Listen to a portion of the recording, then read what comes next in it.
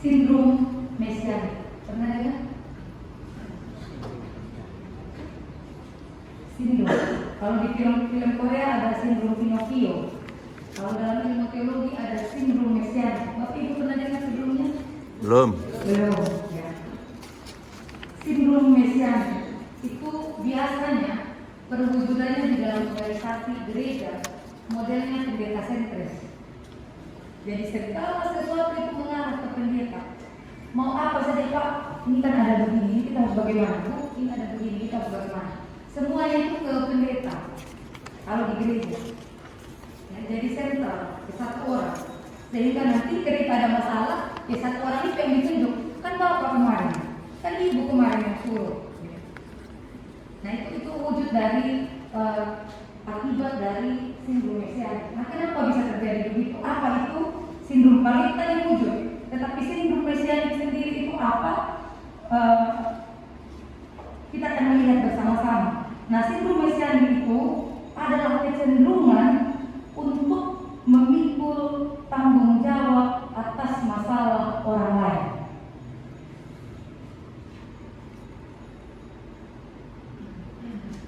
Ada paradigma yang keliru pada diri orang yang punya sindrom mesianik itu, karena dia merasa bahwa dirinya ini mampu untuk menolong orang lain.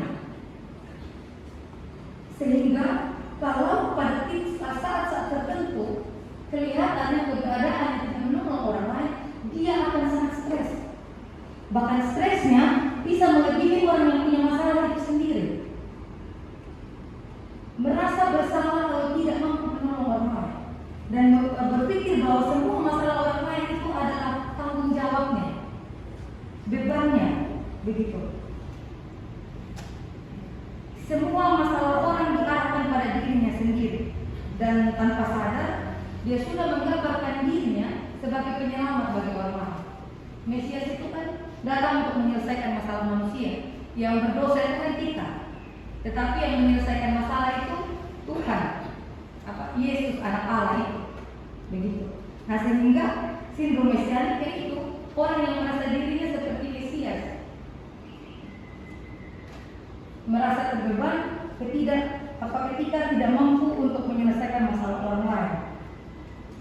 Nah kalau di dalam kehidupan sehari-hari mungkin tidak sama persis, tetapi ini contoh. Misalnya ibu-ibu melatih anaknya sesuatu, melatih anaknya untuk belajar mengerjakan pekerjaan kecil di dalam rumah tangga. Dek, nanti habis mama masak bantu cuci piring. Tapi anaknya masih mau balas WA di waktu yang ditentukan itu belum mulai cuci piring. Ibunya akhirnya merasa kesel lalu mencuci piring itu sendiri. Terus akhirnya marah-marah. Nah biasanya sindrom mesianik itu jadinya burnout karena terlalu memikul segala sesuatu yang memang bukan bebannya. Nah orang seperti ini kadang kecenderungannya tidak bisa memberikan ruang kepada orang lain untuk berproses.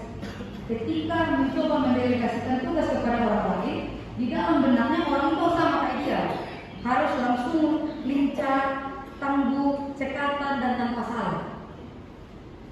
Nah ini kan tidak mungkin. Yang namanya belajar itu kan berproses, begitu. Sehingga dia jadi stres dan pada akhirnya dia akan mengambil kembali tanggung jawab itu menyelesaikannya. Kadang-kadang untuk kehidupan orang lain, sindrom mesianik ini akan mengambil keputusan, tidak memberikan orang lain mengambil keputusan atas dirinya sendiri, tetapi dia yang mengambil keputusan. Nah, adalah Musa, yang kedua adalah Yitro, dan yang ketiga calon hakim-hakim itu. Nah, Musa tadi itu, ya, ketika Yitro datang, Yitro melihat Musa itu bekerja luar biasa. One man show, gitu. Dia bekerja sendiri semuanya. Dari pagi sampai malam menyelesaikan perselisihan. Orang yang ribuan berdiri di depannya dan dia duduk menyelesaikan. Nah mungkin di awal-awal dia masih mampu, tapi mungkin kalau dia tidak bertemu dengan Yitro, ya mungkin belakangan Musa tidak mampu menghadapi itu semua. Dari pagi sampai malam Musa mengadili orang Israel yang berselisih di antara mereka. Dia duduk, lalu mereka maju satu persatu membawa perkara. Nah, yang tadi di awal saya katakan sindrom mesianik ya, karena Musa merasa saya orang yang Tuhan pilih, sehingga memang yang harus menyelesaikan ini saya. Nah itu ternyata di kehidupan modern ada yang namanya pola one man show. Saya yakin Bapak Ibu tahu, apalagi mungkin ini berkaitan dengan ekonomi, pola-pola kepemimpinan gitu. Nah one man show ini orang yang tidak mampu memberi peluang pada orang lain. Dia karena dia yang memimpin semuanya, dia tidak memberikan ruang untuk orang lain punya daya kritis. Begitu. Dia mematikan keberanian atau inovasi dari orang lain yang ada di sekitarnya. Semuanya dipikirkan sendiri, semua dikerjakan sendiri, mulai dari hal yang mikro sampai yang makro dilakukannya sendiri. Saya pernah kenal salah satu anggota Komisi 9 dari MPR, Nasdem dari Sumba, dia bilang kupas tuntas. Dia perempuan dan dia merasa ya perempuan itu bisa lebih, tidak hanya karena kerja di ruang privat, tapi bisa juga di ruang publik. Hanya ada kecenderungan dari ibu-ibu, yaitu suka mengupas tuntas masalah orang. Bukan untuk kasih solusi, tetapi untuk digosipkan. Nah belakangan ternyata ya setelah di jemaat itu saya tahu bapak-bapak juga ternyata begitu. Betul bapak-bapak? Betul. Iya betul. Ini si Anggun lihat aja kucingnya nggak bisa diurus, gimana istrinya? Tapi suka menasihatkan kita, sampai kucingnya dibawa-bawa, ini saja tanaman di depan rumahnya. Siram aja enggak. Tapi suka ngurusin orang, kita gosipin sama orang. Jadi dan ternyata bapak-bapak juga, pemuda-pemuda juga ya, betul? Ada pemuda di sini ya, tidak hanya pemudi tetapi pemuda. Nah Bapak Ibu dan Saudara yang dikasih Tuhan, Yitro itu begitu juga, suka kepo. Nah tetapi pengetahuan yang dia dapatkan dari mencari tahu masalah orang lain itu menolong dia untuk mengolah cara berpikirnya dan memberikan usul konkret. Kalau di KSBS nanti di orientasi itu tugas saya. Saya harus memberikan masalah yang ada di jemaat dan harus memberikan usulan konkret. Dia tidak hanya boleh mengkritik. Bagus di KSBS dalam proses di tahap yang kedua. Ada masalah, usulan konkret Anda apa? Langsung seperti itu cara menyelesaikan laporan. Nah jadi dia kalau luar biasa, dia tahu masalah orang, tetapi tidak hanya sekedar tahu, dia membantu memikirkan, tetapi ada batasannya. Itu tidak mengambil bagian untuk menyelesaikan masalah Musa, tetapi Yitro itu memberikan usulan konkret kepada Musa. Coba pilih di antara bangsa-bangsa itu, delegasikan tugas. Kalau tadi tersentral kepada dirimu, sekarang desentralis dulu. Ya. Bagikan tugas kepada orang-orang yang di bawah. Itu diusulkan oleh Yitro. Jadi Yitro ini luar biasa. Dan Bapak Ibu, bukan yang di awal tadi kan kita bercerita tentang sindrom mesianik, peduli sekali sama urusan orang. Tetapi yang kedua ini Yitro, cerita dari Yitro memberikan kita keseimbangan begitu, bahwa ketika ada yang namanya sindrom mesianik, itu bukan berarti kita tidak peduli sama sekali kepada orang lain. Kita tetap harus peduli, tapi kita harus tahu cara bersikap dan harus tahu batasannya. Kita tidak boleh mengambil keputusan untuk masalah orang lain, tetapi tugas kita juga memberikan masukan untuk menjadi bahan pertimbangan. Dan itu yang dilakukan oleh Yitro. Walaupun ada teman saya yang sedang S2, yang sudah selesai S2-nya, jadi nanti saya jelaskan kepadamu, ternyata gosip itu ada fungsinya. Saya belum tahu apa begitu Bapak Ibu dan saudara yang dikasihi Tuhan. Dan luar biasa ketika saya datang di GKSBS Tanjung Karang ini, yang saya lihat ya, karena tidak ada pendeta, akhirnya apa yang sudah dikerjakan sampai hari ini, ya seperti yang Tuhan inginkan melalui kisah yang kita baca dari Yitro dan Musa. Betul Bapak Ibu majelis? Ya, karena tidak ada pendeta, mau tidak mau tugas itu akhirnya dibagi. Yang ini berperan sebagai sekretaris, sebagai bendahara, sebagai komisi, sebagai leader, sebagai seksi-seksi. Jadi ya menurut saya yang baru datang belum 1 bulan di sini, saya melihat firman Tuhan yang datang pada kita hari ini peneguhan. Karena yang sedikit yang saya tahu tentang Tanjung Karang, ya kenyataannya sudah seperti itu. Tidak ada yang sindrom mesianik di sini. Semuanya bersinergi, semuanya bekerja sama.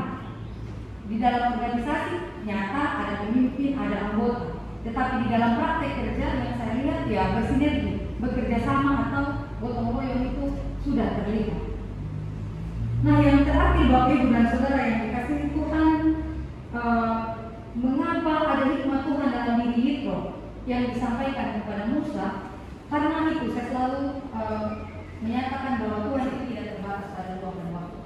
Permasalahan yang kita baca pada pagi hari ini itu sedang berbicara tentang perselisihan yang terjadi di antara orang Israel, dan itu hanya diselesaikan oleh Musa, tetapi oleh hikmat Allah melalui Yitro akhirnya ada pendelegasian tugas, ada koordinator, pemimpin 1.000, 100, 10 dan 50 dan 10. Nah, nanti kalau kita baca seterusnya, ternyata di dalam kitab hakim-hakim, tugas hakim itu bukan lagi hanya mengurus masalah seperti itu, tetapi mereka sudah bertugas sebagai pemimpin perang. Kalau tadi di awalnya itu mereka hanya berbicara perselisihan di dalam kelompok internal, maka nanti pada masa kepemimpinan Yosua, para hakim itu sudah berbicara tentang konflik eksternal, konflik mereka dengan orang yang sudah ada dahulu di tanah Kanaan. Nah, bayangkan tadi kalau Musa tidak dengar-dengaran sama mertuanya itu, dia tidak mau membagi tugas, dia tidak memberikan ruang kepada bangsa Israel untuk mengenali potensi mereka, mengembangkan diri mereka, mengambil bagian bersama-sama tidak dalam tanggung jawab, bersinergi. Kalau itu tidak dilakukan, apa yang terjadi ketika bangsa Israel masuk ke tanah Kanaan, berhadapan dengan bangsa-bangsa yang sudah terlebih dahulu menduduki tanah Kanaan? Kalau hanya Musa sendiri yang menghadapi, apakah mampu? Nah, hikmat Tuhan itu luar biasa, melampaui ruang dan waktu, sehingga Bapak Ibu dan Saudara kadang-kadang memang pelayan kebenaran mutlak itu tidak selalu baik untuk itu. Kadang-kadang kita harus mendengarkan orang yang ada di sekitar kita, walaupun low profile. Ini orang ini tidak termasuk dalam kemajelisan, tidak sebagai pengurus komisi, ini sudah lansia atau ini masih terlalu remaja. Kadang-kadang Tuhan memakai siapa saja untuk menyampaikan hikmat Tuhan. Sekarang tinggal bagaimana kita cukup rendah hati untuk mendengarkan. Ketika kita mendengarkan, kita mengubah, kita memperbaiki, maka ke depannya ketika tantangan yang lebih besar datang, kita sudah siap. Nanti di masa Yosua, akhirnya hakim-hakim itulah yang memimpin bangsa Israel berperang melawan setiap bangsa yang memusuhi mereka. Akhirnya kita jemaat Tuhan, kita juga disadarkan bahwa gereja ini bukan hanya miliknya pendeta atau majelis penatua dan diaken yang ada di dalamnya, tetapi kita semua. Dan ternyata Tuhan memakai kita semua untuk membangun gereja, khususnya kita di tempat ini, GKSBS Tanjung Kari. Jadi kalau diajak mari melayani, yaitu bukan hanya untuk kita yang dikatakan melayani sebagai pelayan, tetapi Bapak Ibu juga melayani dengan kemampuan diri masing-masing, dengan talenta yang sudah Tuhan taruh di dalam diri kita masing-masing.